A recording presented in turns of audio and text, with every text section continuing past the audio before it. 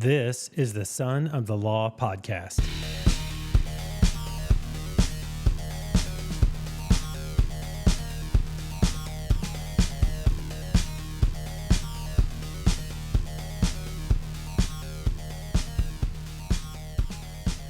Hey, everybody, welcome. This is the Son of the Law podcast. I'm your host, Jay Christopher. And in my home tonight is Stuart Olinger. What's up, Stuart? How you doing? Fantastic. I'm so looking Excellent. forward to our conversation. We're going to talk about the Katy Trail. And those of you who know about it, you're in for a treat. Those of you who don't know about it, you're in for a treat. And maybe you will be inspired as I am inspired to do it. But before we get there, I want to open our episode with some little announcements. First, thank you to our sponsors, Complete Auto Service in Richmond and Cutting Edge Landscapes in Lawson. Mark, Amanda, you are giving life to this show in a way that you don't know. Brandon, Stefan, you make my yard look green, and the podcast is going great because of your support. It means a lot, so thank you. And I want to encourage folks, even if you have new cars, I'm learning recently, even new cars break. Yes, they do. Please go see Mark and Amanda at Complete Auto Service in Richmond. And when your grass, especially this time of year, needs that fall treatment, the winterizer or whatever, if you do the bag system, don't trust the bags. Trust Brandon. He'll get that done for you. This episode is brought to you by Complete Auto Service Center. I want to share something close to home, literally.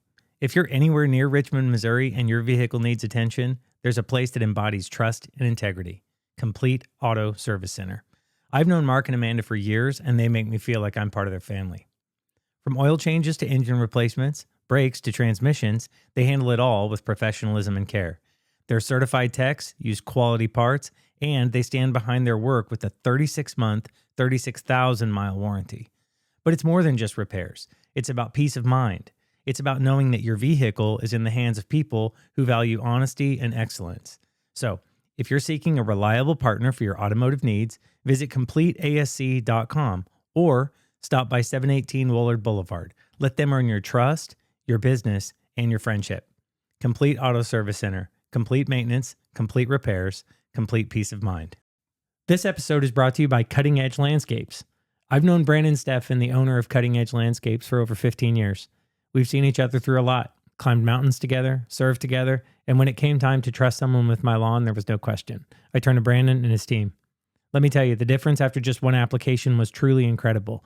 My yard went from weedy and full of dandelions to lush and vibrant. It was green, like really green. Also, I fought the bag system for years, never really seeing the results I wanted, but it has new life now, and that's all thanks to Cutting Edge. Cutting Edge isn't just about landscape projects either. They're about building relationships and treating your property like it's their own. Whether it's fertilization, aeration, or seasonal treatments, they tailor their services to what your lawn truly needs. With over 40 years in the business, Cutting Edge Landscape stands by their motto, "Your property is our passion." And after seeing the results firsthand, I can vouch for that. Visit callcuttingedge.com or 816-580-3343 to schedule your consultation. Your lawn will thank you. I also want to thank all of you, the Sodalites, for supporting the show. You are why we do it and what this is all about. To celebrate you and the upcoming anniversary of the show, we're doing a promotion. We are selling t-shirts, Gildan Soft Style, premium t-shirts, like fitted. Stuart, if I put one of these shirts on you, I don't know what the ladies would say. You probably need to get Amy's permission before you wear it, honestly. Yeah. You'd have to beat them off with a stick. You already have to, but... Right. Anyway, they're gray, and they have my big old face on them, which is weird. That's what's going to get the girls. No. You make my face look good. I also have Richardson hats in multiple colors and styles. These are excellent, like good hats. Flat brim, like the old. It's not like the trucker. I've got the trucker style, the 112. That was the original one that we had as well. But this one's called the 111, so it's like a softer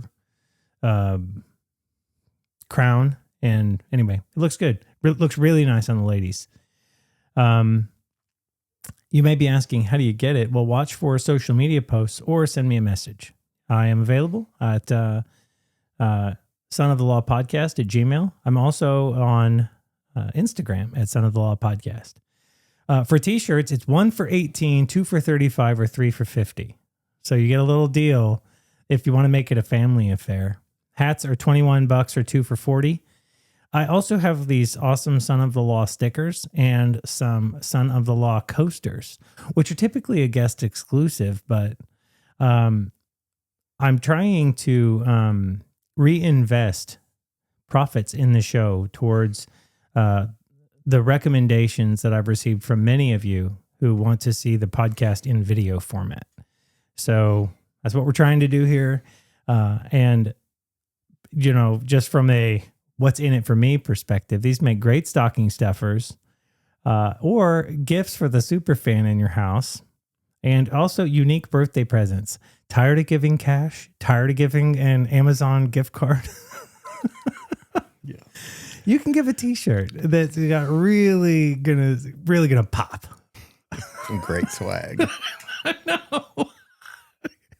I would have thought I would be doing this, man. Like, it's been a year. Yeah. And I have loved every freaking episode. I mean, I'm having the time of my life. Okay, so please take pictures in your gear, tag the show on social media, and we'll be off to the races. You can find us on all the socials and all the platforms: Spotify, Apple, YouTube, your favorite podcast player.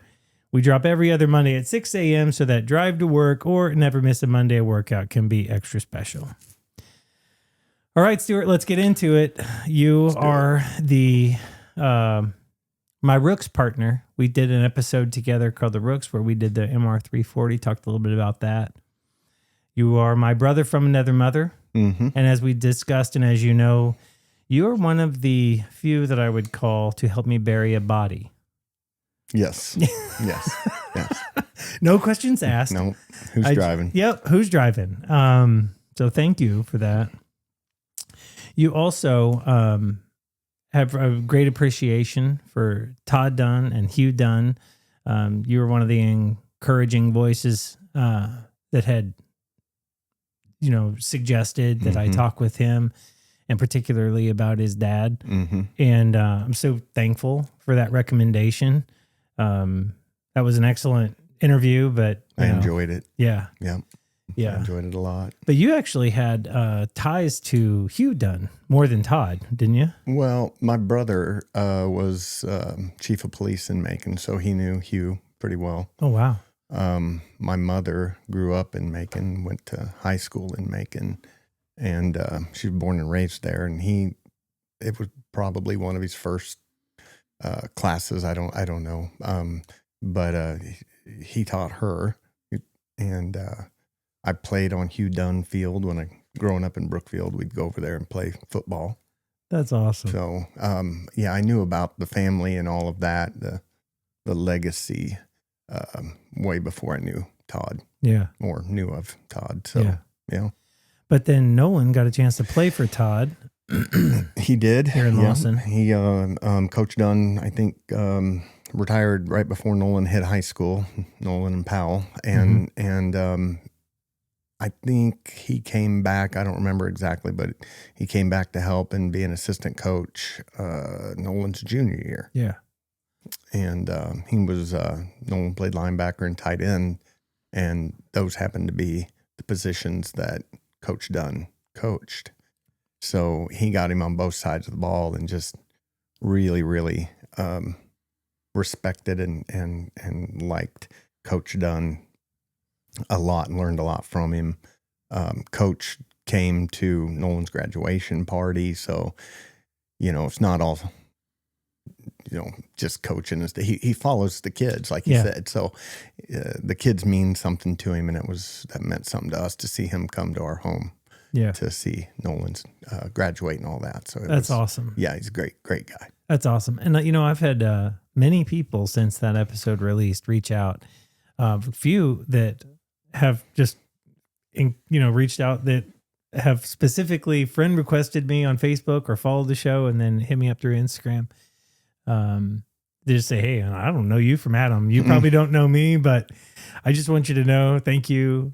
Todd was really inspirational in my life, and I made changes and I did certain things, and I have him to thank for that. So anyway, that's awesome. You are also a glutton for punishment and suffering, and it's one of the things that I identify with you about, but you like to suffer more than I do. And so that means I respect you in a way that I just see the effort and see the work that you put in, and it's inspiring to me, which is, here we are today going to talk about one of your latest accomplishments, but it's inspiring me to do it. And I want to talk through the details, one, so that we can help people learn about it, but two, I want to do it. And so I want to just invite everyone along for that ride with me. Right. Okay, we talked about you before. We'll give you opportunities to amend what I have here. You're born and raised in Montana by way of Lawson in Brookfield and Independence, Missouri. Yes. Family, Amy, wife, Amy, daughter, Riley, Nolan, and Ben. Yes. We talked through. In school, they kind of know you as Nolan and Ben's dad. Yes. You have a lovely wife, Amy. Yes. And you talked about your brother being the chief of police in Macon. That's Duke, right? Yes. Okay, so we'll talk a little bit more about Duke. But anything you'd like to add on your who you are or what you're about? We just so I'm really lucky to have the family that I do have to put up with the things that I do. I have, as you mentioned, Amy, my lovely wife, Amy, that supports me in all these things. She knows that it's good for me. It's good for my health. It's good for my mental health. And she does not get in the way. She does not get jealous of my time out doing these things. And that's very unique and so giving of her. She takes care of us and makes these things possible. So I'm lucky and I'm blessed in that way. Not everybody has a partner like that. That's awesome. So I'm lucky. I have a great, my kids are, as far as I know, they're good, good kids. Well, as far as I know, they are too, which is, so I think that's pretty good. We're on the same page. Yeah. My daughter is engaged to get married next fall. So everything's going well with her. And so, yeah, I'm just lucky and blessed to have a great family. That's awesome. You talked about Amy supporting you like that. It is encouraging. Carissa is very supportive of me in the similar ways because, when I get the opportunity or I have the desire to go climbing out west or whatever, she's the first one to say go and encourage me to go because she knows I'm a different person when I come back. Absolutely.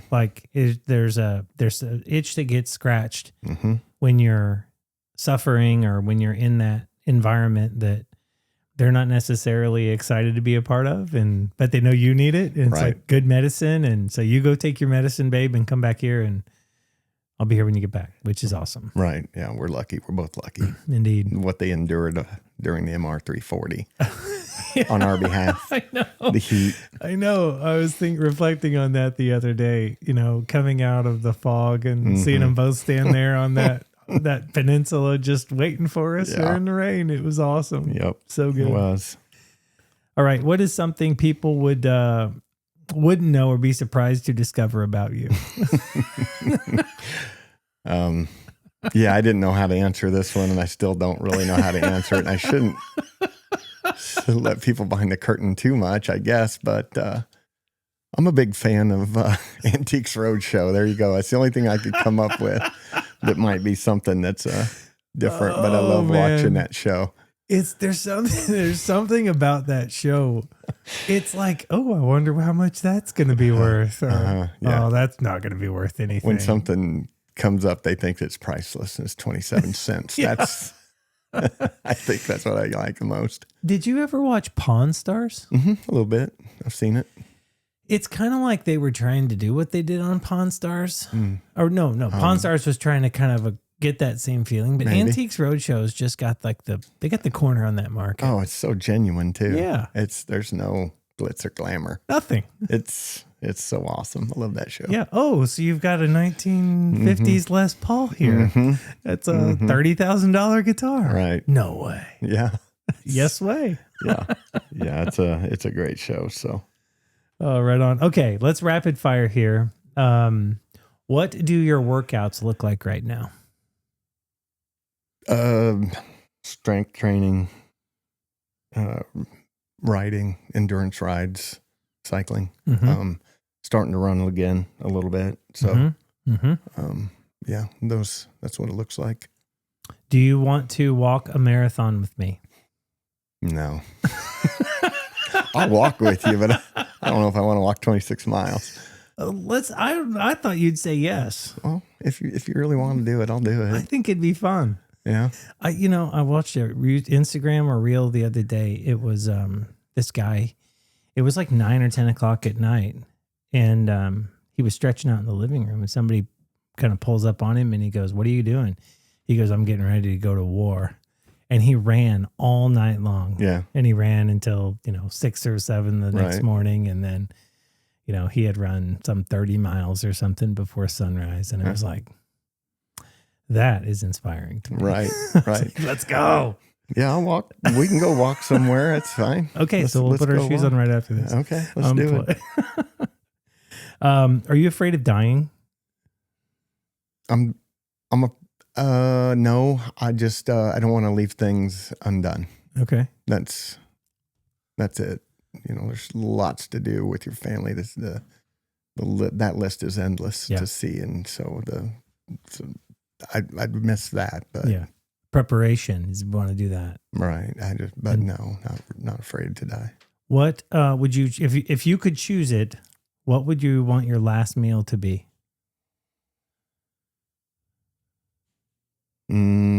Seafood of some sort, maybe Really? that lobster bisque that we talked about. Okay. Let's go. Yeah, that's good. I thought about that Good too. flavor. I was, I put these questions together, and I was thinking a crab boil, like just like a good old fashioned crab boil. Yeah, that'd be a pretty amazing. Cajun food, right? Is Die Hard a Christmas movie? No. Well, that was fast. Yeah, it's not.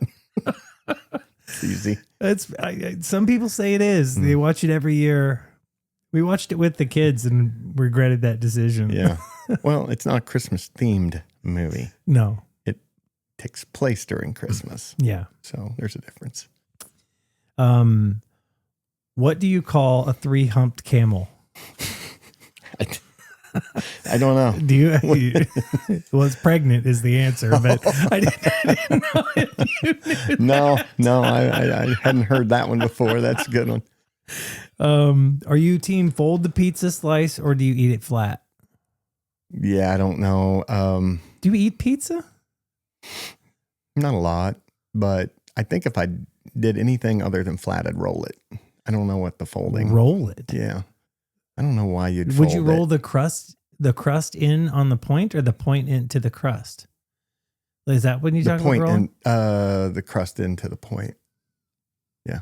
Start at the crust, just roll it up and grab it like that. My mind is blown right now. I was thinking you'd fold it. No. New York style slice, you fold it. No. You pick it up, and then if you fold it in the middle, you hold it with like your pinky finger and your ring finger and your thumb. Uh-huh. And then the first finger like breaks the crust, and it just like holds it straight out, Yeah, nice into and like pointed. a valley or Yeah. Then you fold it in half and you eat it like a sandwich. like a taco. Yeah, but you want to. No, I don't want to. Why? But I don't understand that. Why would you do that? Why don't you just eat it flat? What's the purpose of folding it? I don't know. That's what this is If where I'm going to do origami with a slice of pizza, might as well roll it, grab it with my fist. That's right. Just Get it. Just go on. Right. Is it better to arrive early or fashionably late? Early. Really? Yeah. You was a fast answer. Yeah. If earlier on time, you're late. Are you like that early? No, I'm not. Do you want to be just like punctual? Yeah. Okay. Yeah. Yeah. Yeah. You hear if you're not 15 minutes early, you're late. No, Yeah. I don't. I don't live by that, Yeah. but you should be ready to go at the time that you're supposed to be ready to go. Yeah. I have a story about that. I'll leave it, but I think that's right. Yeah. Name something that is underappreciated in society right now. Silence and keeping your opinion to yourself. That's right. But that's my opinion. I like the silence piece. Mm-hmm. Yeah, that's important. Mm-hmm. Yeah, it is. Yeah, and what is their what's the proverb? I don't know that it's a proverb.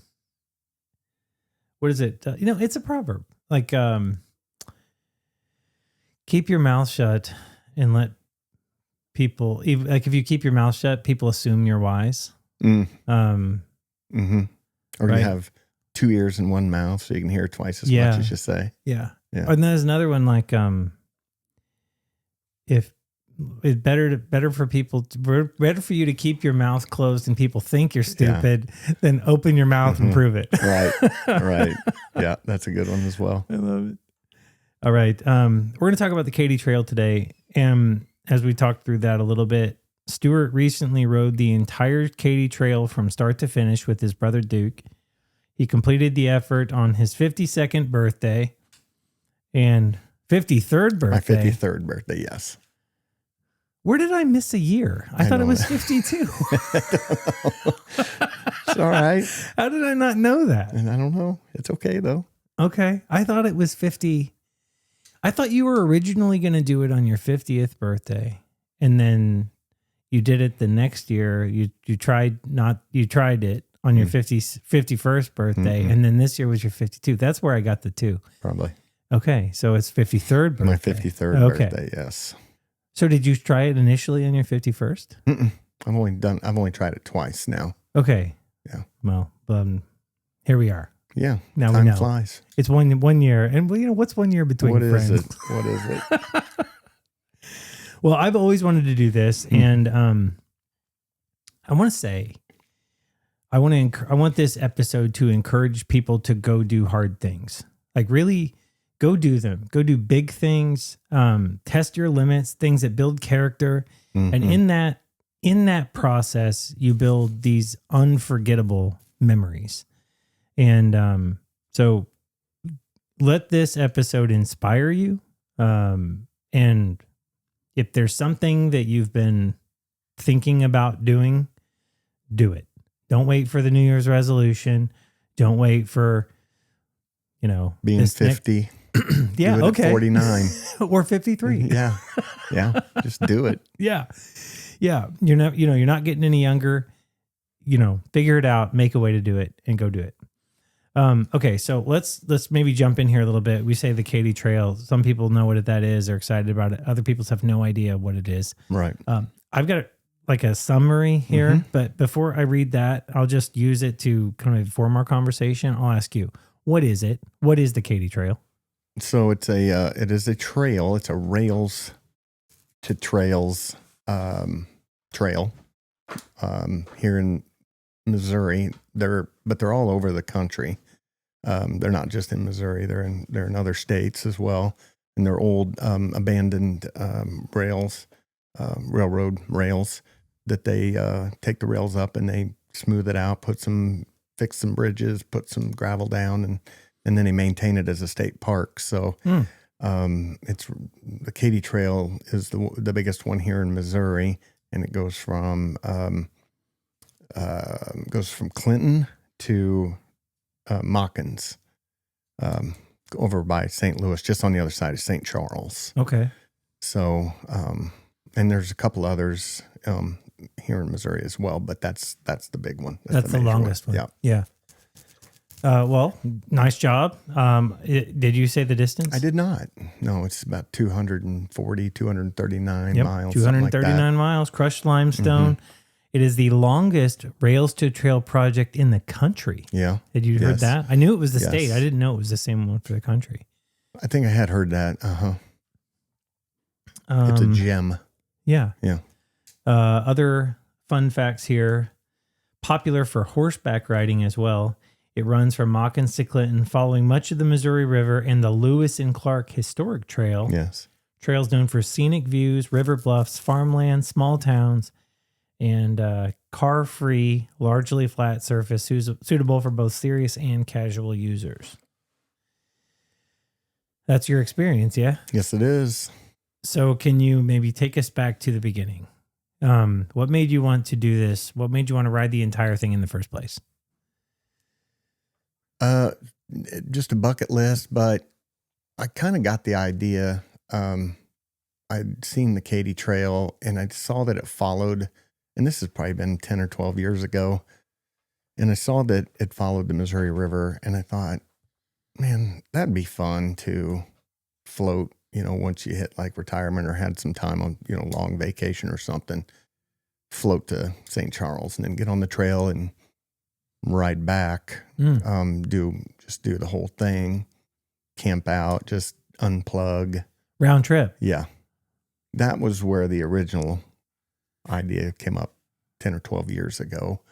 So then then I heard about the MR340. So then we did the MR340. Right. That was the inspiration for that for me.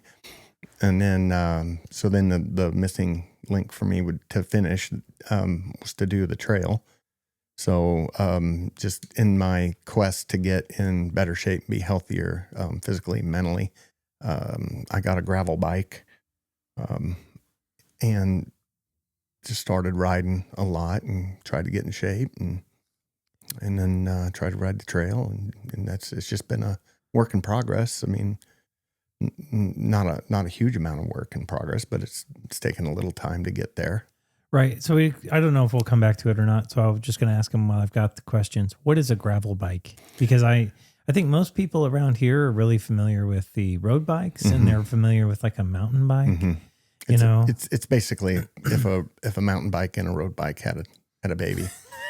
And it looks a lot like a road bike, but it has a different geometry, different gearing, and it has wider forks. What is geometry? Well, as far as the angle of your seat post and your handlebar post. Okay.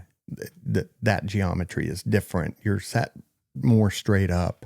It's more comfortable. It's not arrow like a road bike would be. Road bike, you're way over your knees. Yeah, you're leaned way more forward. So it helps. The gravel bike helps. That geometry helps you with your endurance. You can ride longer rides. You can sustain the bumps and all that kind of the rougher terrain a little bit easier. Some people even use them as like cyclocross, single track racing bikes. Yeah, they have wider forks with wider tires. You let it, are not just like the old traditional, what people would think of the 10-speed or road bike tires that are small, and you feel every pebble. They're wider. They're not knobby like a mountain bike tire. They can be, but traditionally they're not. They might be just wide, flat, big. Yeah, and you run less pressure on them. That way it absorbs more. So that's kind of it in a nutshell. Yeah. Your first attempt didn't go as planned. What happened? I ended up having the wrong setup as far as tires go. I had tubes in my tires, and I'm finding out now that I don't know if it's around here or not, but the gravel's rough on your tires. And if you get, just, anything that goes in there, any puncture, you're changing your tube. But a lot of times that thorn or piece of rock or gravel or whatever will stick in there and keep puncturing tubes as you replace the tube. And if you can't find it, if it's a small puncture or small thorn, you just can't find it. And that's what happened to me the first time, is that I had in between like Green Ridge and Sedalia, I had 4 flat tires. And I even had there was one bike shop open, and I got there. He was closing at 5, and I got there like at 4:45, and he stayed open for me.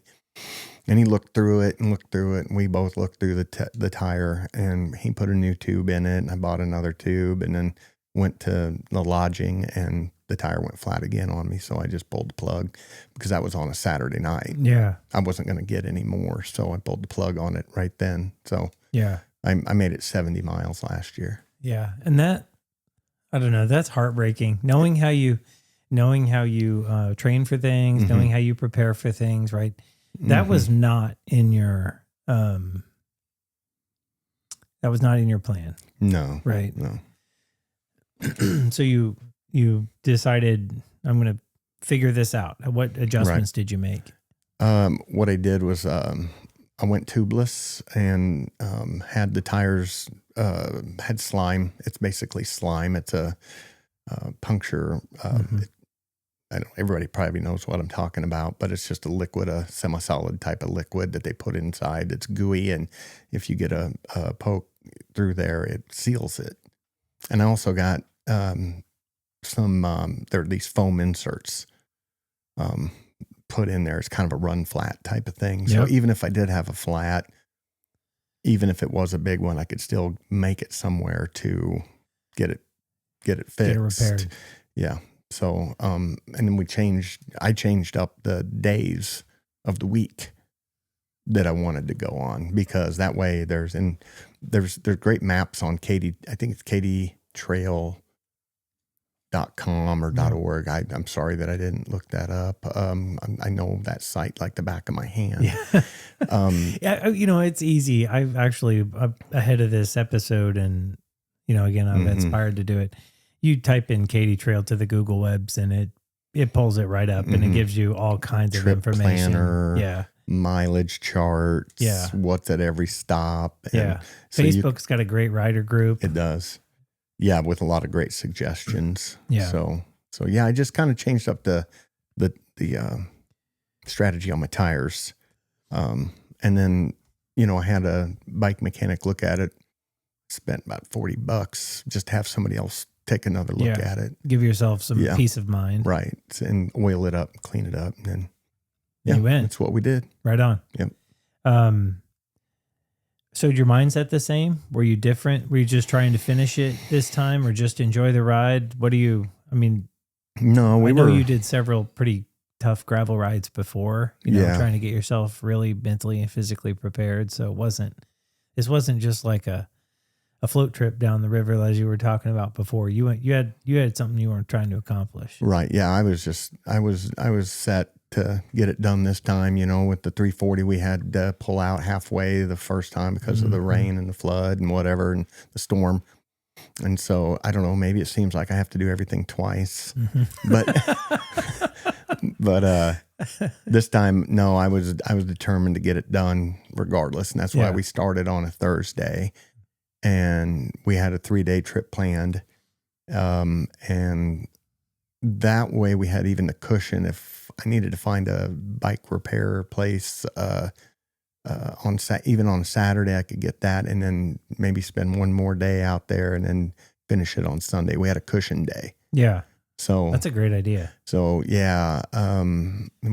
thankfully we didn't need it, but that's just the strategy I took. I think I just rushed it the first time. Yeah.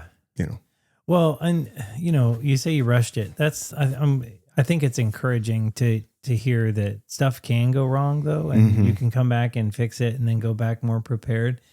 I think there are people, and I put myself in this camp, who think, "Oh, I've got an old mountain bike up in the shop in the garage, and I'll maybe take a tube with me and a backpack, and I'll just go ride."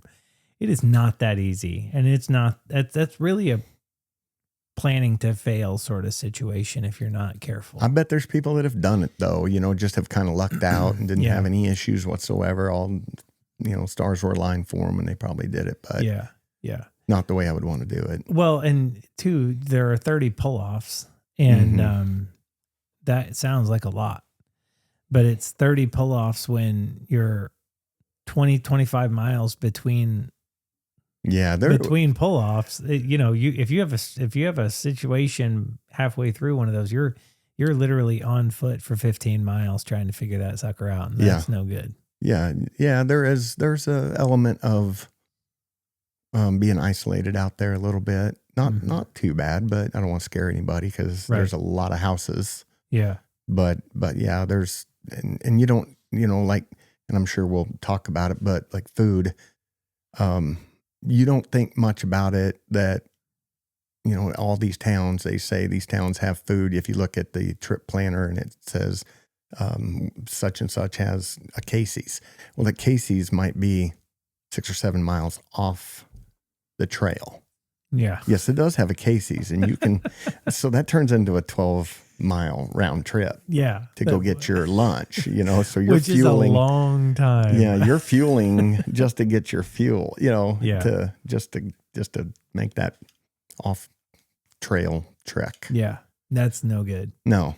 Yeah, let's come back to that. You did, again, staying kind of high level here. You did this one with your brother. Yes. And what was it like sharing such a kind of big challenge and moment with him?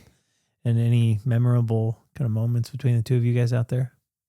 It was great sharing it with him. We're a year and 9 months apart. So older, younger? He's older. Okay. He looks like it too. If you ever saw us side by side, you know he's older. No, I'm kidding. He's not here to defend himself. Right. But no, it was great doing it with my brother. I'm pretty close to my brother and my sister.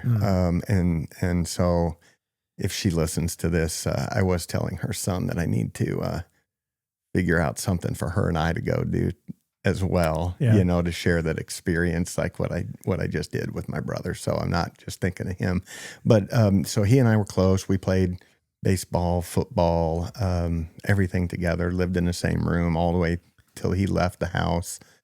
So getting was he to 2 years apart in school in or school, 1 year? 2 1 year years, in school. Okay. yes. And so, and as you grow older, you kind of go your separate ways, and you have your family, you're busy. And so now that we're a little bit older and we have a little bit more time, it was only natural that he and I would do it together. That's awesome. There wasn't any one thing that stands out for him and I. We were in this bed and breakfast in Roachport, which it was great bed and breakfast, the schoolhouse. If you ever get a chance to go there. Okay. It's really cool, and it's an old dormitory, so I'm not sure, but I didn't do the history on it yet. I haven't figured out what it was, but it was a really nice setup, and we had bunk beds in it. So we grew up in bunk beds. So it's who had the top? I took the top. Okay. Yeah. Actually, I didn't. I stayed on the fold out couch. Do you there. think the top or the bottom bunk is better? Oh, I'd say the bottom. Bottom is better? Yeah. Really? Yeah, you got to climb in and out of the top. I love the top. Takes a lot more effort to go to, in the middle of the night if you need to use a restroom. Yeah, it's a lot more effort. I guess that's true as you get older. You're 53 now. Yeah, I know. I got to be thinking about that. I was always in the top bunk growing up, though. So, because I was the youngest one, had to crawl up and down out of that thing. I always slept kind of wildly, and I woke up on the floor a few times. Oh, I've done it too. Yeah. Yeah. Mm-hmm. I don't want to hit the ground from 6 feet now. It's hard. Yeah. So, well, and then here you finished on your birthday, right? Yes. That was your birthday. I want to make sure I have that right. And that is poetic. It is. So what was going through your head when you kind of finally rolled in there in the end? Well, it wasn't anything profound. It was a great feeling of accomplishment. I felt good.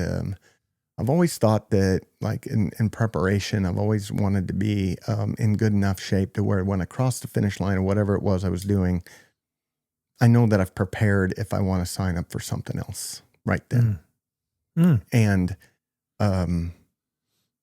And so I keep that in mind, but yeah, so it was a big sense of accomplishment, and I was ready to move on to the next challenge immediately. I was already starting to think about, well, okay, now what that's done, what now? Yeah. So have you ever in your escapades here, it's probably the wrong word, in your accomplishments, different things, have you ever crossed a finish line and been underwhelmed?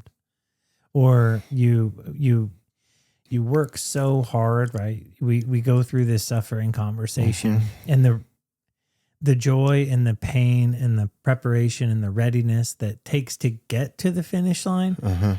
You maybe reflect on the work and the satisfaction that was compared to the actual moment crossing the finish line and the finish line being underwhelming. Or is that No, I think that's off the hook or off the hinge? I don't know if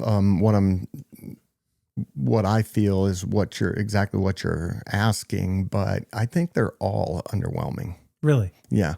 I must like the training and the preparation and maybe even you have a little bit of anxiety when you're training for things, wondering if you're doing enough. Yeah.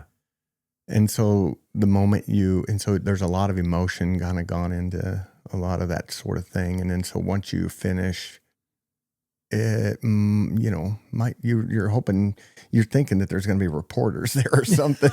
I don't know. But, and then you're like, oh, okay. Yeah, that's it. Yeah, there it is. Let's have a sandwich. I did it. Now what am I going to do? So, but because you kind of lose your sense of purpose once you finish that. Once you cross that line, you lose your sense of purpose.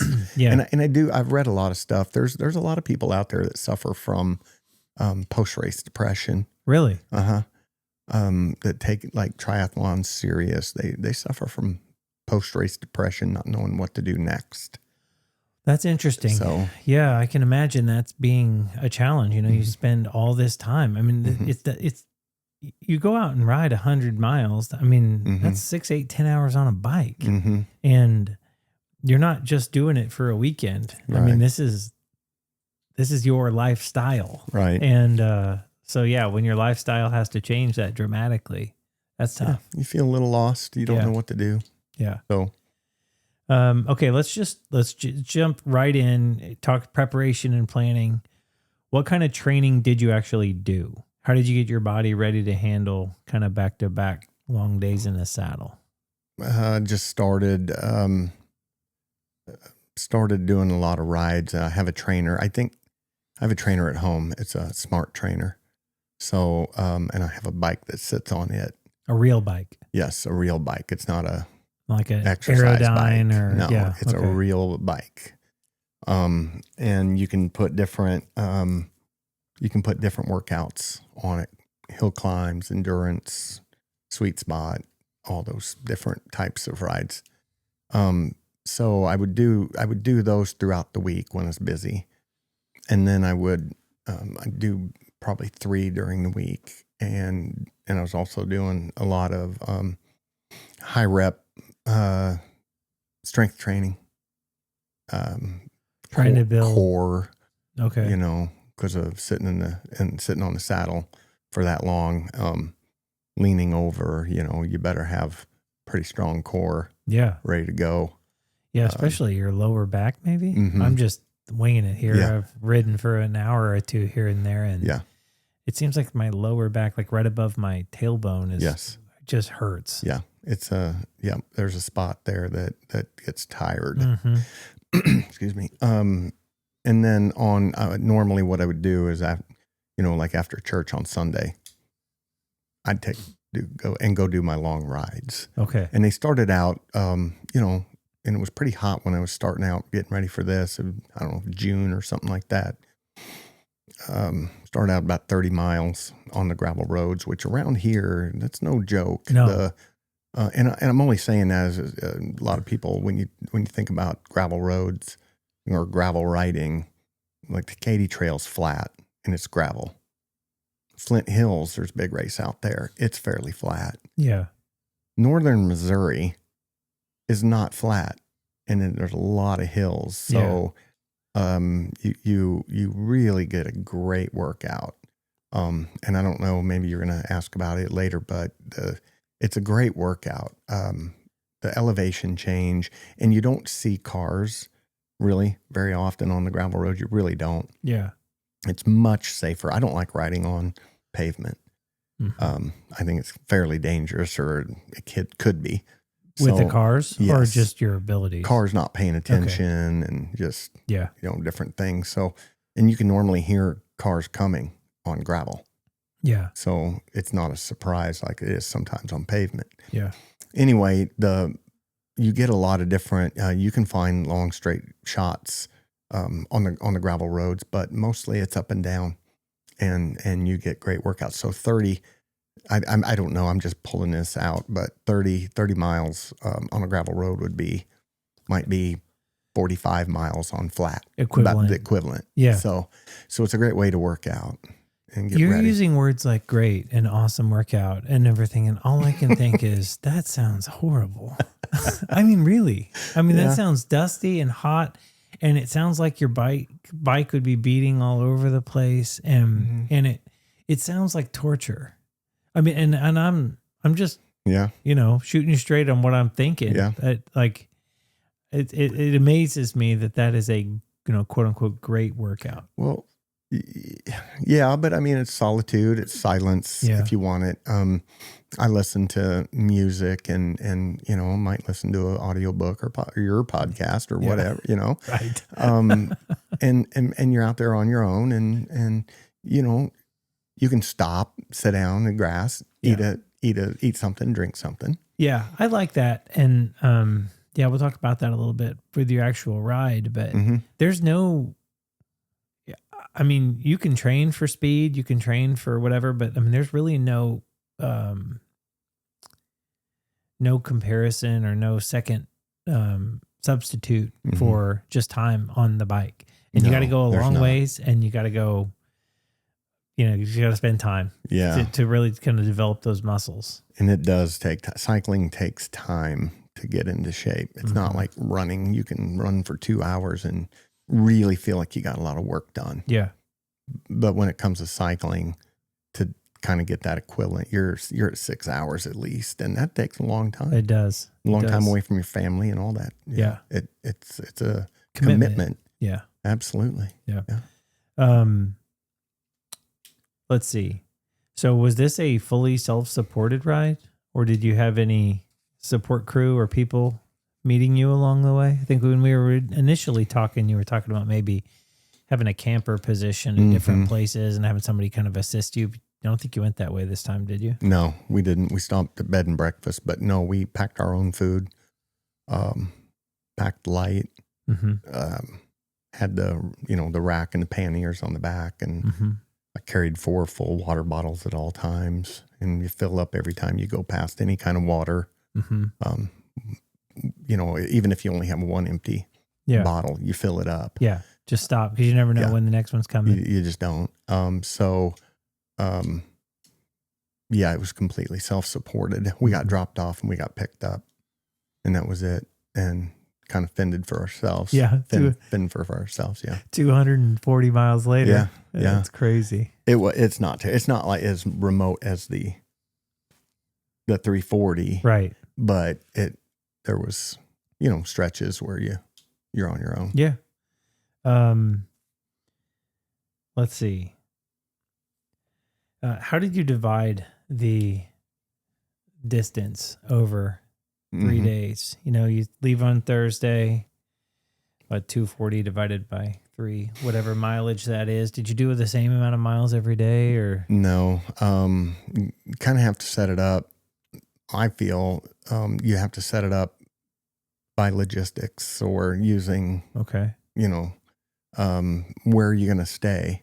So you maybe divide it up to begin with by 3s, and then see, is there a place at that stop at that 80 miles if you did 3s? Is there another one at that next 80 miles? And is that how, and do you want to go 80 miles on the 3rd day? Or do you want to have a lighter day on the 3rd day? Or do you want to have your light day first day? Yeah. So there's just some thought put into it. And you're going to have to kind of think about your own fitness and whether, and how many days you want to do. Yeah.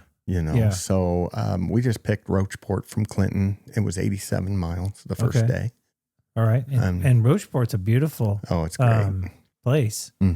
It's an old rail stop. Well, they're all old rail stops, right? But they seem to have really embraced that in that little town. And the wineries that are right there, and the bluffs. And it's a great town. They had a little bike shop and a restaurant right there. And Yeah. So that's kind of how you have to figure it, just kind of logistics, where you're going to stay. Yeah. Well, and you have the ability to go more than 80 miles, right? I mean, if you're doing 40-mile training rides, I mean, you could do whatever. You actually went more than 100 miles one day, didn't you? Well, my training rides got way longer than 40 miles. Okay. That was at the beginning. So I just kept ramping it up however much I could. Right. But yeah, we did 87 the first day. And then we knew that there was weather. We were watching the forecast, and we knew there was weather coming in, and there was chances of hail and storms and things like that. So we decided on the second day. The first day, for some reason, I don't know if it was the anticipation and we were excited. And I think we kind of burn our matches a little bit. Mm-hmm. And I'm pretty sure that we could have taken a break, because I think we got into Roachport at about 4. So we could have taken a break, and it was still going to be light until 7:30. Yeah. And we could have pressed on and got more. But we were kind of tired that first day at 87. So that was a good distance for us the first day. Second day, we were a little bit sore, mostly just on the back end, if you know what I mean. Yeah. The rest of it wasn't terrible. But we got up and we left before daylight because we wanted to make sure we got a good start. Yeah. And we ended up feeling really good that day. Went great. We were averaging over 13 miles an hour, I think. Well, that seems awfully fast. Yeah. Well, we're, brothers. We kept pulling up next to one another. No, he's not. You're not getting in front of me, Yeah. And so I think there was a little bit of inner competition that we didn't really admit. Oh, yeah. But so on the second day, we decided to go past our stop. We were going to stay at McKittrick, which is right by Herman. Okay. And it's a really cool town. We ate there, and then we just decided to keep going so that we could get that many more miles and get that closer to the finish line for the next day. Yeah. So and then we went on to Washington. So we ended up getting 110 miles that day. And we felt fantastic. That's awesome. And if it wasn't dark, when we got into Washington, it was dark. If it wouldn't have been dark, I mean, I think we could have probably even kept going. We felt really good. That's awesome. And so then on the third day, we got up early before daylight and took off, and we were at St. Charles by 9. Yeah. I was talking to your wife at the cross country meet, and she was telling me you were finishing at that point. Mm-hmm. And I was thinking, wow, that is fast. I mean, that just... you guys crushed it. It's weird. You can't, it's hard to pace yourself. It's hard for me to pace myself on a bike. I'm just used to pedaling the way I pedal. Yeah. Go. Yeah. Yeah. And you're comfortable going up a hill at a certain power, and you're comfortable going down a hill at a certain way, in a certain way. Yeah. Can we talk about that though? Because there's a buddy I work with, He's done some riding out there, and he spent some time on Little Blue Trace and whatnot. Mm-hmm. And I think he did some elements of the Rock Island even. And you'd think it's going to be like a gingerly flat ride and whatever, but it's not. It's not like you get a break, right? I mean, no. It's all, you just like have to keep pedaling. Like you really don't get a break. Right. And so maybe talk a little bit about that. So, and from Clinton, I have an elevation map of the Katy Trail. And from Clinton to Sedalia is supposed to be the incline. And then everything else from there on is supposed to be somewhat downhill. Yeah. But you're only, the elevation change, I think, to Clinton is like 300 feet. And then, which doesn't seem like a lot, it's not, right? I mean, it isn't. You ought to think you'd be able to roll quite a bit if you had some momentum, right? But and then it's not that much of an elevation change going past there all the way to St. Charles, but it's flat enough to where you have to pedal at all times. You can't, and you're packing weight, and you got bigger tires, and so if you stop pedaling, you're going to stop. Yeah, even on the downhill side, you will stop. So you're pedaling the whole time. That's crazy. There's a section in between Sedalia and Rocheport that's pretty uphill. Tester. It is a tester. I didn't realize. I knew that there was a dip there, but I didn't realize it was going to be like that.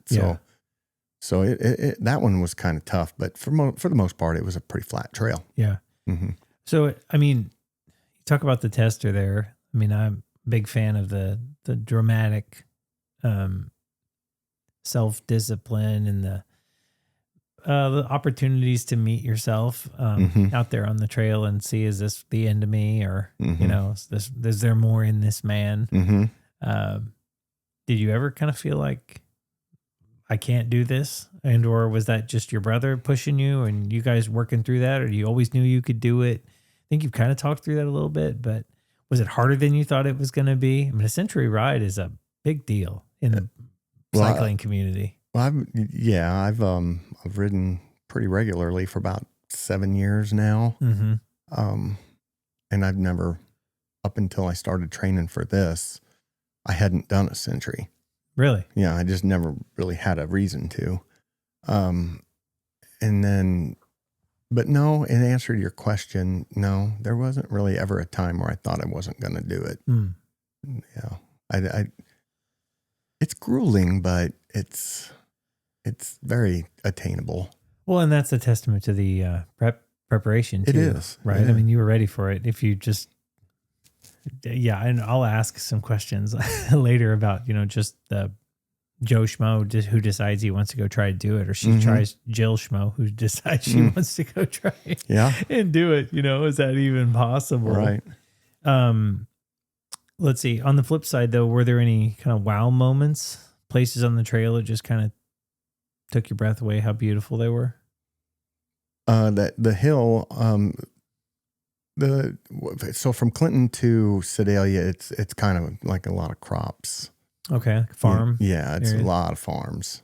Kind of open a lot in places. The leaves were, I would suggest to always, and I don't want everybody to be on the trail if I'm going to do it next year or something like that. I don't want to give away the secret, but it's beautiful when the leaves are falling and the colors are turning. Yeah, and you're starting to see through the canopy, because the trail it's like riding through a green tunnel. Yeah, because the trees are growing up over the top of it. And so when the leaves start to fall and you can see outside of the tunnel and the colors and all that sort of stuff, it's very pretty. And then when you start following the Missouri River and the bluffs and so you remember some of the sights that we saw from the river, just how beautiful that was.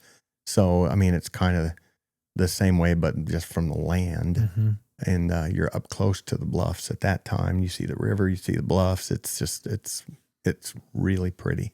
Yeah, I'm trying to think, not really ever being up close to them. How tall are they? Very tall. A couple 100 feet, probably? Yeah. It's a long ways. It's not. It is. I was going to say, it's not. They're tall. Yeah. I mean, it would be a challenge. I think there was places that, and I've heard this, that there's places where people rock climb. Really? With ropes and straight up, faces and stuff like that. So, yeah, they're rugged. It's pretty neat looking. Maybe you should take up rock climbing. No, I don't think so. I don't think that's for me. But it's maybe not for me. I tell you that. Maybe we could do it one of these days. But and then I'd read that somebody had said that from, I don't know, the eastern part of the state towards St. Louis was wide open agriculture, and crops and stuff. And that it wasn't as pretty. But I don't believe that. I beg to differ. It's very pretty over there too. Well, and let's spend some time on that, because I think Missouri is beautiful. Like, there's a lot of people that just fly over this country, and the mountains are awesome, and they are. The ocean is incredible, and Yeah. it is. Mm-hmm.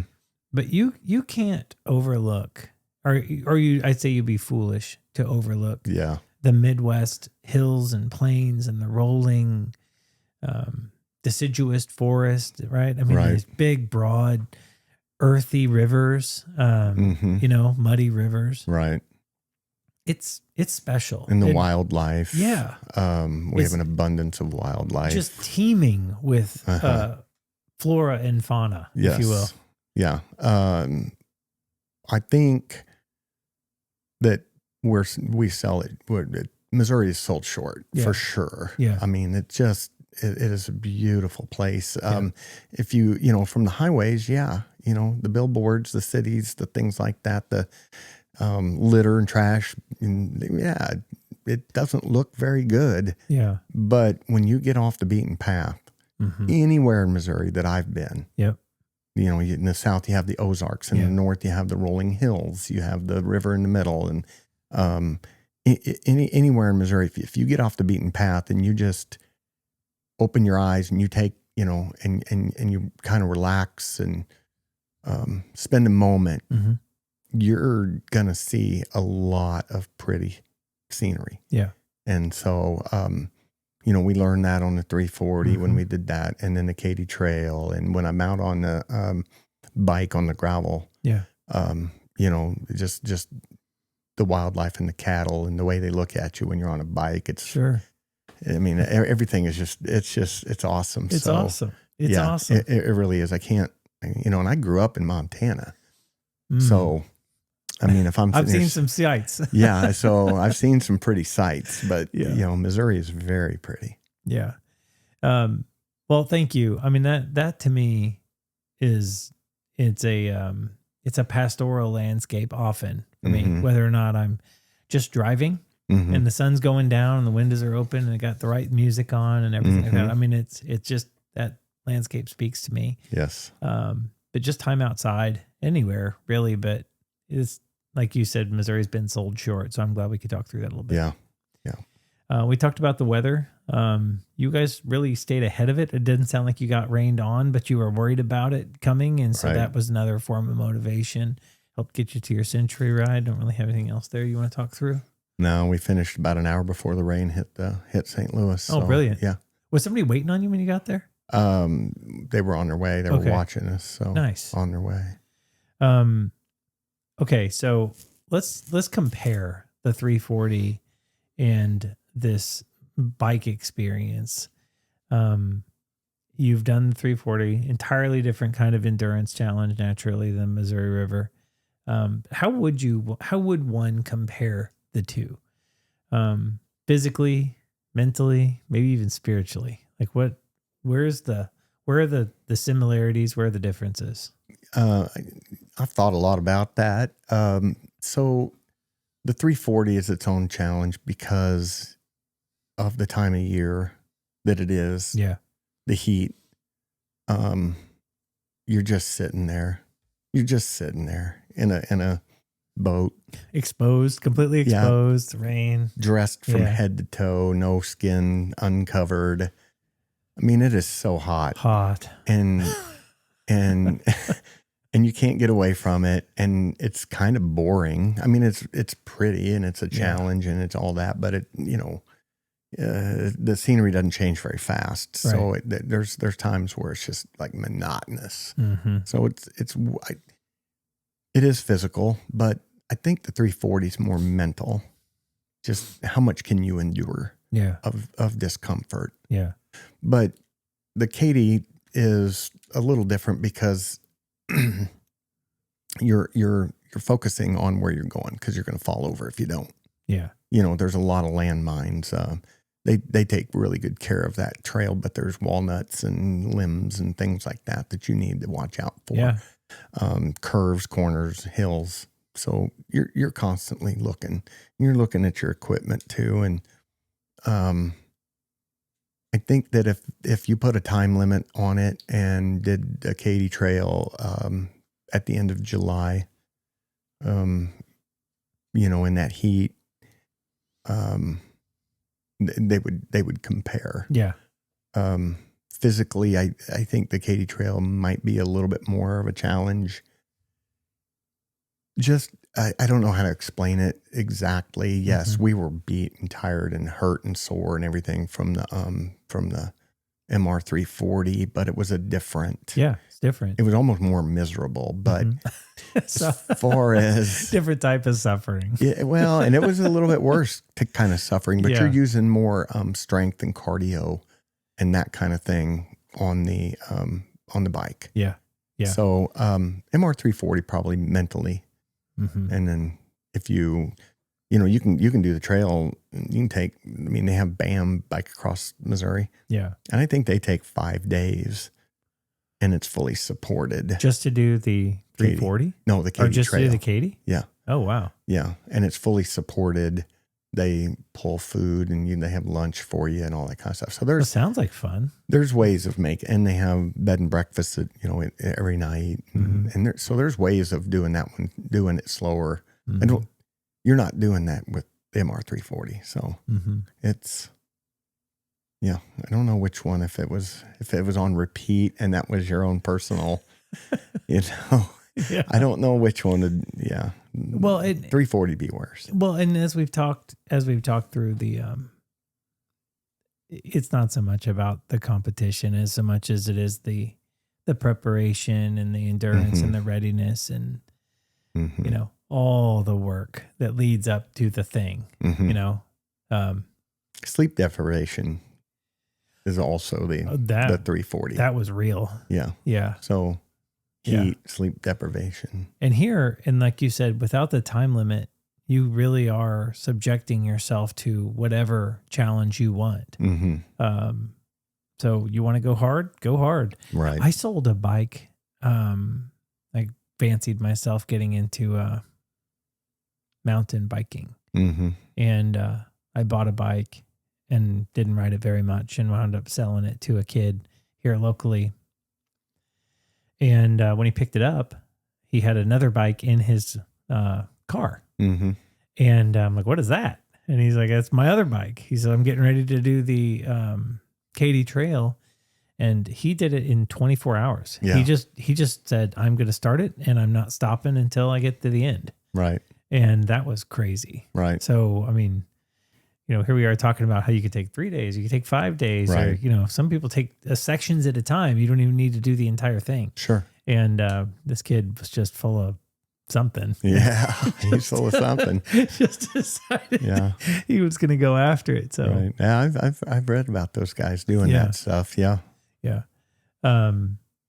Okay. So for people who've never been on it, can you maybe paint a picture? What makes it special?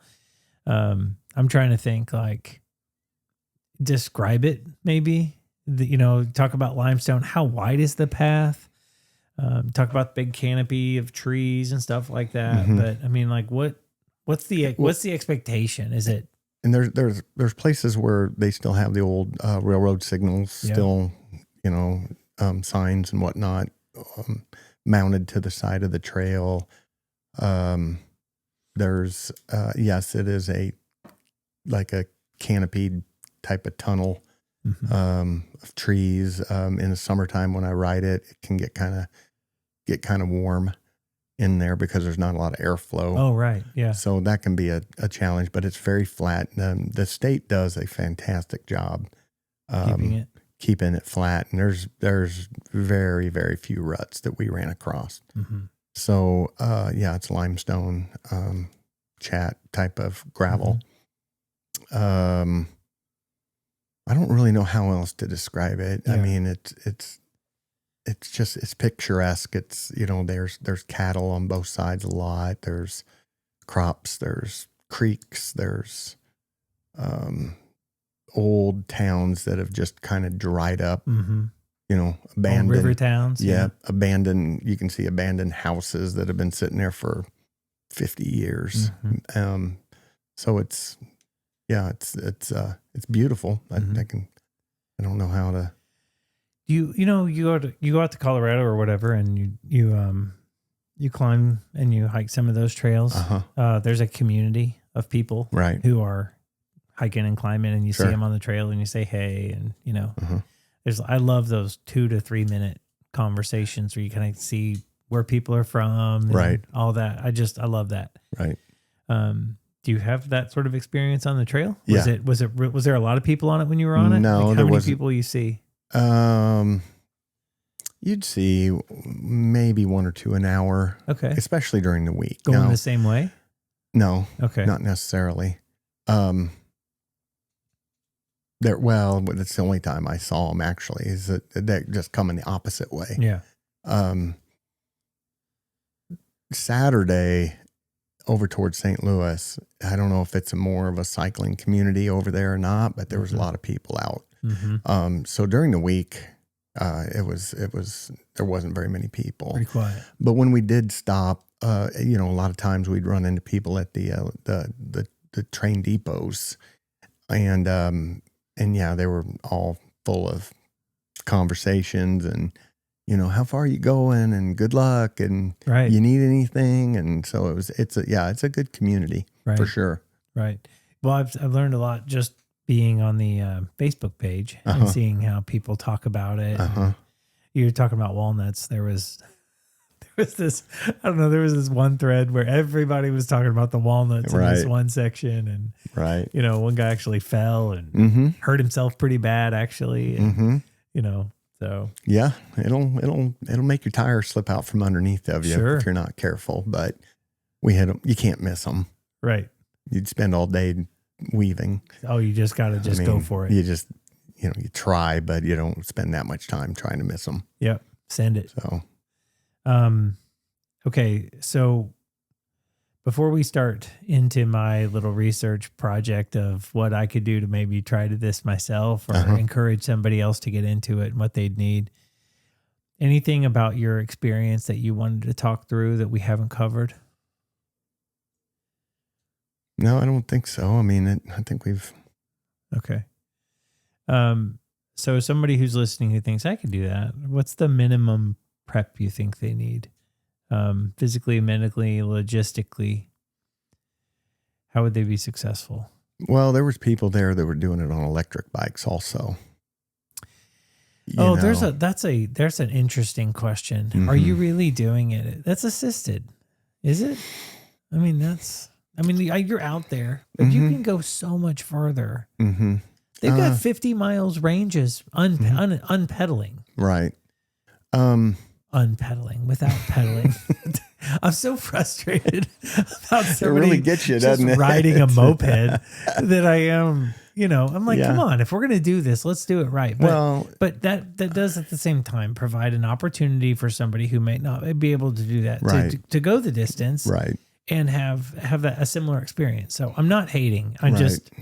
I'm a purist. I mean, that's the only, and I do it.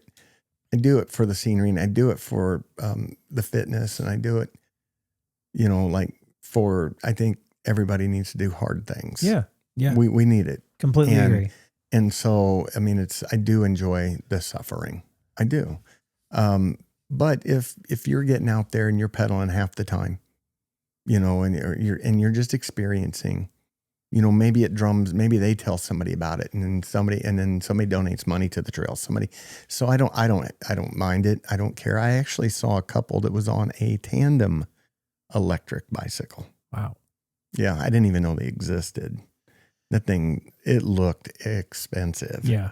I want to make fun of that in many ways. I know. Two-seater I know. electric bicycle. I know. There's a special type of person who makes that purchase. Yes. Yes. You have a lot of disposable income is what I'm thinking. That's definitely part of it. But yeah, as far as the original question was, well, just what's the minimum? Yeah. Okay, what's the minimum? How many miles can the average person go in a day? I think and the average person is not going to go out and buy $1,000 bike or whatever. You know what I mean? Yeah. And I'm not going to say they're going to take a Huffy out or whatever, but most of the people around here have bikes from Walmart or, whatever. Like they have adequate and sufficient equipment for riding around the neighborhood, spending time on camping trips and stuff like that. So that person, if they want to jump on their bike on the Katy Trail, is it possible? I mean, it's possible to ride, but could they do the entire thing on a bike like that? Not at one time. Okay. I mean, I doubt it. It wouldn't be very comfortable. And you're talking a lot more days. You're just adding a lot of time to it. Yes. Yeah. Is it possible that you did it? Yeah. I mean, I guess you could take if you had all kinds of vacation or you were retired or something like that. Yeah. Yeah, you could do it. I think that so for us, my legs weren't really that sore. Maybe it was because of my prep. Maybe it wasn't. I don't know. But my rear end was sore. And I ride all the time, but that got me for some reason. So, if you're spending, 30, 40 miles a day and you have time to kind of relax. I mean, I think that a lot of people could do it, if you had the time. There were some people there that we talked to that they were going every other day. Oh, really? Yeah. So they would travel between like 40 or 50 miles and stay at a bed and breakfast. And then they would sleep the next day and just goof around that town or do whatever it was. And then they'd take off the next day. That sounds kind of awesome, actually. I know. So, it's not the suffering that we're talking about, right. But it is. I mean, I don't think that Katy sounds like fun. The Katy wasn't, I don't think it's intended for suffering. You can just make it that way if you want to. Yeah.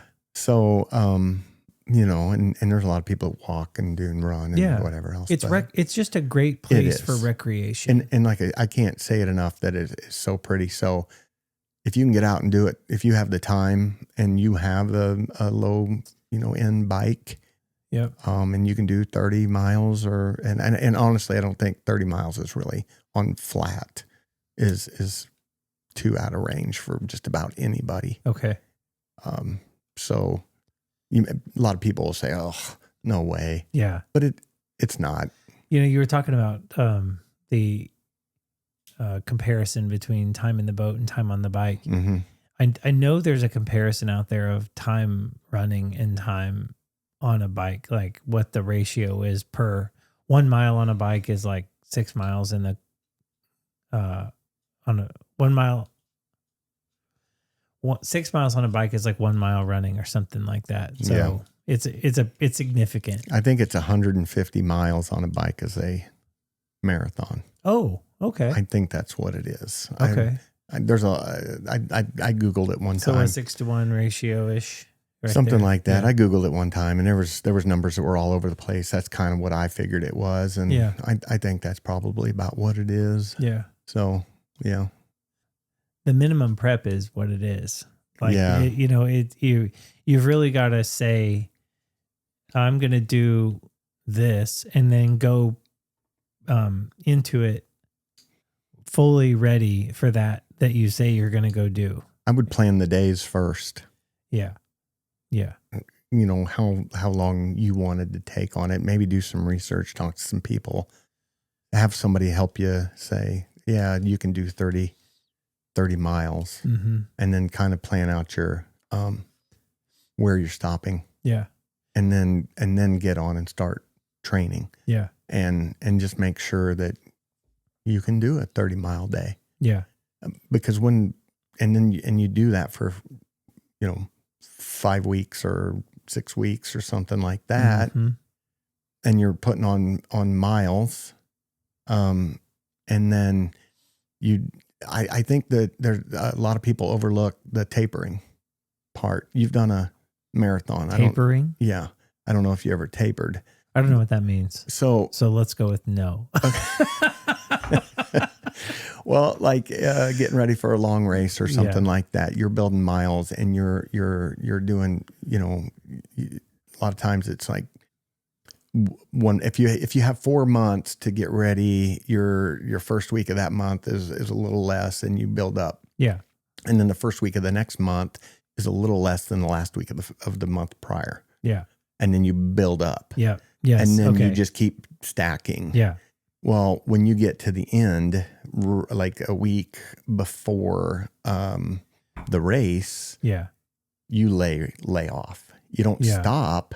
You do, like just shakeout type of workouts. Keep the blood flow going. Keep your muscle from breaking down. Right. Keep the joints loose. But then with tapering and the excitement of doing it, if you've done your 30 miles, let's say, for however many weeks, you're not going to have problems. Yeah. You will do it. Yeah. So your problem's going to come from some other area. Yeah. You have rested your muscle. You are ready to go. You're excited. There's no way you could fail, in my opinion. Yeah. If you're mentally ready. Yeah. If you believe that, if you want to do it and you believe you can do it, physically you can do it. I guarantee it. Yeah. So what advice would you have for somebody who wanted to go do it if they didn't, like just starting from scratch? Well, it all boils down to want to with everything. Everything boils down to want to. You know, we were talking about reading books the other day. Yeah. And learning things. If you want to learn it, you're going to learn it. Yeah. You know, and so that's kind of the way it is with this. If that's something that you want to do and it's on your bucket list and you really want to do it, that's where you start. Yeah. And then you start doing your research. Yeah. You get on the Facebook page, you get on the Katy Trail page, you get on the forums, you get on that stuff and you read and read and read. YouTube. Yeah. You know, there's so many videos on people and how they did it. And so the information nowadays is endless. Yeah. So if you can do about anything you want, if you put your mind to it, you really can. Well, and again, that's one of the takeaways from the episode that I want people to feel is like, you can go do it, try it, figure it out, you know? Right. Well, go do hard things, go do fun things, right. Just get off of the couch, get out of your house, right. Like buy a bike, put on tennis shoes, go for a hike, do something fun, you know, go out and see the world. Well, learning to do it, learning about it, learning, you know, nutrition and things like that. I like that stuff. So if you're interested in that sort of thing, then this is your thing. But if, you know, outdoor crocheting is your thing, you know, get outside and do it and learn about it and do it. You know, it gives you so much excitement, especially I think it's, if you're 30 years old, you'd probably be doing it for a different reason than I'm doing it. You know, if you're 40 years old, you're probably doing it for a different reason than I'm doing it. But I have a little bit more time, and I'm ready to challenge myself and keep myself going. I think it's important. Yeah. When you start getting a little bit older, to do those things so that you stay ahead of the curve. Yeah. And so I'm reinvigorated by doing those things. Yeah. It keeps you in the game. It does. And I really truly believe that it's going to keep me in the game longer. Yeah. And well, you've done it. And speaking of the game, what's next for you? What's the new goal on the horizon? Well, I've gotten the bug. I want to keep doing the gravel riding. I've never done a race. So like a real race on gravel roads. You gonna do that Kansas one? No, that one's a lottery and that's hard to get into. Is it really? Yeah. And the bike I have a lower, it's not quite a low end bike. It's, you know, but it's aluminum and most of those bikes are really light. Those are long races. Yeah. Yeah. So, I'm trying to think of the name of the one. Unbound. Unbound. That's it. Yeah. There is one that's Winter Nationals, February 21st. Part of the appeal to that is that it's cold. Yeah. Very cold. It's in Nebraska, northern Nebraska. On gravel? Yeah. And I signed up for that. You did? Yeah. Oh God. Yeah.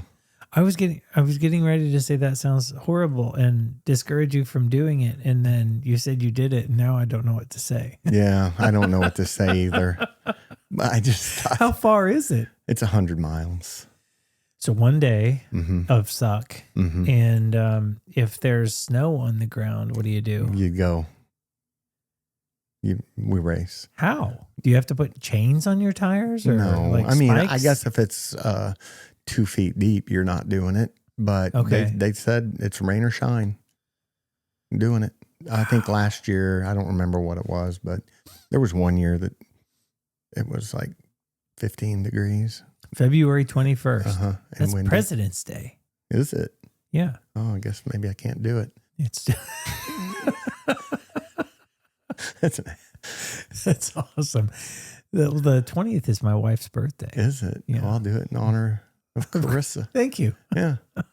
She'll be happy about that. Okay.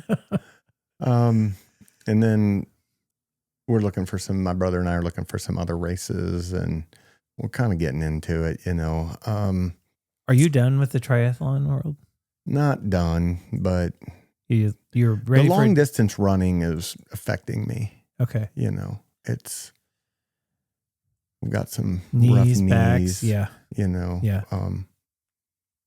So I want to stay to the Olympic distance triathlons, which is a 10K. Yeah. So that's probably. So it's an 18-mile ride. 24-mile ride. 24-mile ride. I think it's 1,500 in the water. Okay. And then it's 6.2 miles run. Okay. So that's a good day, man. Yeah, it is. There's a lot of going on. You're in good shape. You're taking care of yourself right there. And it's not extreme. Yeah. But it's good. But I just don't. I was training for the half marathon, the one on Ward Parkway. I can't remember. Rock Parkway. Yeah, last year, and we had to pull out, but I was having a hard time with it. The knees. Yeah. So I'm not going to quit, but I'm probably dialing it back and focusing more on cycling. It's lower impact too, isn't it? Yeah. That's the other thing is cycling. You can do that into the twilight of your age or your years. Yeah. I've seen a lot of those guys out in Colorado. That's a great place for them to ride. And they just go out there and. Yeah. My buddy, he's done it's where you go over three different divides or something like that. I forget the name of it. It's a road race, right? More than a gravel race, but it's neat. There's a lot of cool experiences that are just waiting. Right. Yeah. Yeah. And then I think we're going to do a through hike through the Beartooth Mountains next July, I believe, and then try to summit Granite Peak. In that process? Yeah. Okay. Take a little side excursion. It's there's no rope climbing, and it's not like really rock climbing, but it's not a path either. You have to do a little scrambling. I think is that what they call that? That's I think the term. Yep. So you have to do a little scrambling and that sort of thing. It's not horribly technical from what I understand. Right but on. We're going to try to do that. Yep. Who's we? So my boys actually want to do that one with me. Yeah. And then my brother and his son. Oh, wow. So, we're thinking about going to do some camping along the way there. Yeah. So that's a whole different experience. It's a 26-mile hike. Okay. With a side excursion. And they say at that time of year, the trout are biting in those mountain lakes. Oh, nice. So we'll take some fly rods. Yeah. So that's more of 26 miles is good. Yeah. I don't see you can do that in a day, but you could do it in a couple of days for sure. So taking your time and a completely different experience. And that sounds epic. Yeah, it does. It's, with family or whatever, and friends, if that's what happens. So, yeah. So that's kind of the things that are on the horizon to keep me going, keep me fit, all that. Yeah. You got to have something out in front. You do. I've said that for years from my own self. If I don't have a goal, if I don't have something out there to chase, I turn into a schlub. Yeah. I do. There's ambitionless or whatever. You've got to have something out there to keep you motivated and give you a reason to crank. And if you, pay the entry fees of the then you feel guilty. Yeah. It's like it's $100, but it's like, oh my gosh, I can't. I have to do it now. Yeah, I got to do it now. It keeps you keeps you motivated. You don't want to waste your money. Maybe I'll sign up for Rock the Parkway just so that I can have something to keep me going through the winter. Whether you do it or not. Yeah. Yeah. Right. Well, as we wrap up here, what's maybe the biggest personal lesson that you took from this ride, this experience, and endurance, maybe about yourself? It just kind of reaffirms that you just got to get outside. Like Yeah. I don't know that there's one single personal thing that I learned from this one. Mm-hmm. Some of the gravel training it's just the sights and experiences. It's just more experiences. It's just it just makes me think that I'm doing what I should be doing. Yeah. I really do. It's the sights, the sounds, the smells, the highs when you have a good one, the lows when you don't. It gets you going. Yeah. To make sure that you can do it the next time. So it's all just a learning process. I suppose your fitness journey is kind of like a marathon. Yeah. Yeah. It's not a sprint where you just do it for a year or two and then you're done. Yeah. Discipline. It's a lifestyle. Yeah. And so with each one of these that I do, or each thing that I do, challenge, I just build more of a foundation for longevity. Yeah. And and I recognize it, and I take a moment, I think about it. So that's what I got from it. That's awesome. All right. Well, we'll leave it there. That's been a wrap. And leave it there. Thank you all. Thank you, Stuart, for coming. Thank you for having me. This has been the Son of the Law podcast.